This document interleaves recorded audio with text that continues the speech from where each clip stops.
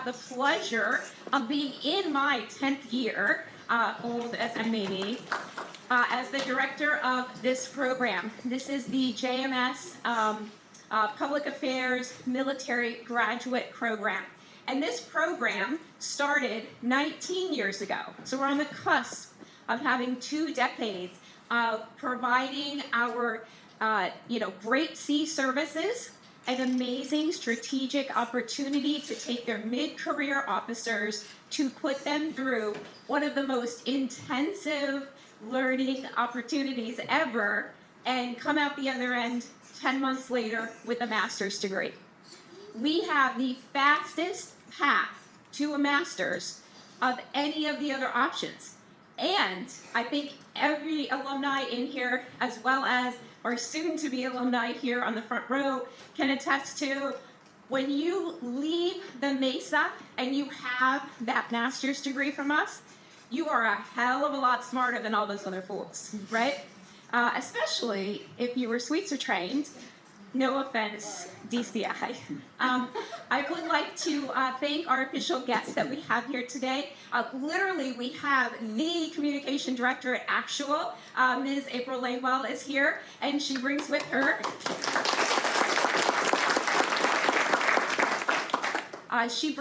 a whole cadre of folks from CD, so thank you so much to our Marines and to you, Ms. Langwell, for making the journey out here today. We also, from the Navy side, have our DCI, Captain Tam Lawrence, and then our program coordinator, Commander Ryan DeVera. So they are both SDSU alum. Of course, Ryan's one of mine, so he's absolutely brilliant. Hope of that. And you deliver. You deliver. Today, before we get started, if you have not filled out the QR code, if you are a human, I do expect you to fill this out. Even if you came with someone or you're like, oh, it's not that big of a deal, we absolutely want to know that you're here, so please make sure that you check in. I'd like to thank the JMS faculty and the support that I have here as well from the staff. I have Dr. Temple Northrup, who is our school director back there. He is socially distancing right now. And then we have Faye, who is our events coordinator, and she has done everything to make my life easy. So if I've forgotten to acknowledge anyone here today, I apologize. It's just because I'm not a good public speaker. So you didn't come here to listen to me. You came here to do all the great things that we do at this event every year. And this is the 10th time that we've been doing this. And I think it has been such a rewarding part of this job, especially the opportunity for these students to share their research back with the fleet. There's really no better moment in the year for this. Before we go into the actual research presentations, we do have 2 award segments that we'd like to do. So if I could get Major Stanger to come on down here. He is an alum, but he's from the class of 2021. And so what Major Stanger revealed to me today, which I sort of suspected, is that today was the first time he ever stepped on campus, because he's a part of Zoom University, and he came to us during that COVID year. But that did not deter him from soaking up everything that he could as a part of this master's program, and he is one of this year's winners of the T Award, as it is affectionately called, and we have other T Award recipients here in this room as well tonight, so they can also tell you how special this is. What has to happen to get the T Award is you have to have a senior alumnus send in a package to nominate you. And then you, of course, have to be a junior officer. And then it goes to a panel of folks, and they're all considered against each other, and that's where we come up with Jim Stanger. So I am so proud of the work that you have done since you have left us a few years ago, and I'd like to present you with a T.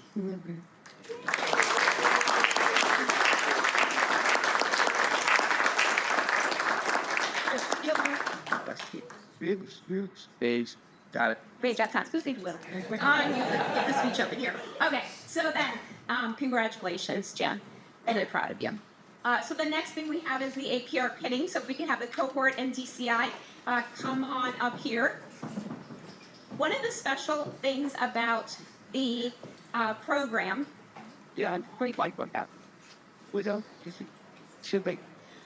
One of the special things about this program is that in addition to earning a master's degree in only 10 months, on their off time, they go through the accreditation process. And this is no easy feat because first they have to write actually double the essays of the folks who do the normal APR. And so they have to write about 27 reflective essays about their career in public affairs. And then on top of that, they have to take a campaign that they have done in the real world, in the fleet, and they have to sort of rip it to shreds and talk about how they messed up every step of the way and what they would do better now, knowing what they know. And in this panel presentation, they're not judged by me, because that might be a little too easy. They're judged by 3 of their peers who also hold accreditation. I'll come again, honey. 3 of their peers who hold accreditation. And so this murder board, if you will, is quite a trying time for them. And even after that murder board, they've done essays, they've done this murder board, they passed that, they still have to sit for a computer-based examination. The exam is about 3 hours long, and you leave it, well, one group of Marines 1 year took it at the same time, and they left it, and they went into the parking lot, and they had a 6-pack waiting for them. That's about how it feels, and that feels about right. And I will protect the names of those 2. I'm so proud that every single member of the cohort sought accreditation. They did it on their own time, and they earned it. So huge congratulations to our brand new APRs and APRs Plus M.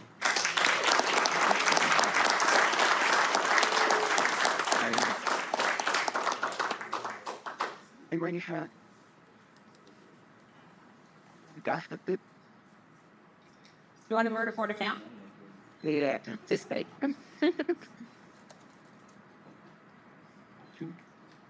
has been do that means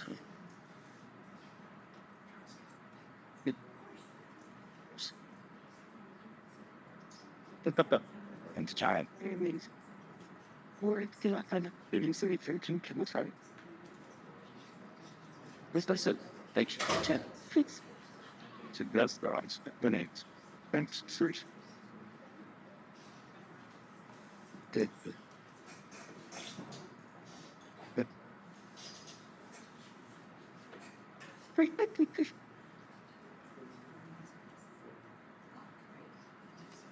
Good.